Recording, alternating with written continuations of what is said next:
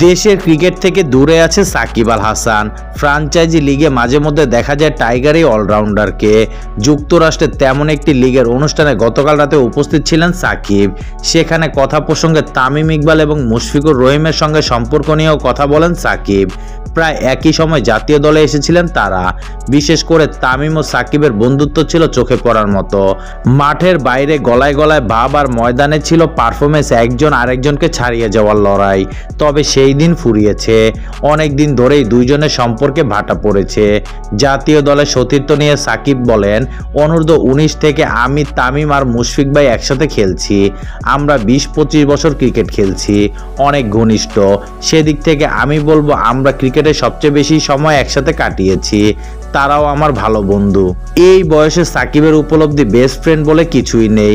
কাউকে আপনার best friend বানানো কঠিন, ক্রিকেটের বাইরে আপনার বেস্ট ফ্রেন্ড বানানো উচিত।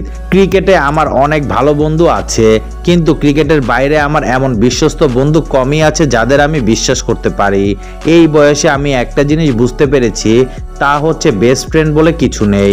যে বন্ধুকে আপনি বিশ্বাস করতে পারেন সেই আপনার বেস্ট ফ্রেন্ড। এদিকে জাতীয় দলে আরো দুই সতীর্থ রুবেল হোসেন এবং তাসকিনকে নিয়েও খোলামেলা কথা বলেন সাকিব। বলেন, তাদের সবার সাথেই আমার সম্পর্ক খুব ভালো, তবে আমি সম্ভবত রুবেল হোসেনের নাম বলবো। আমাদের দারুণ সময় কেটেছে ক্রিকেটের বাইরে। আমি, রুবেল, তাসকিন আমরা অনেক মজা করে সময় পার করেছি। আমি রুবেলের কথা বলবো, তাসকিনও আছে।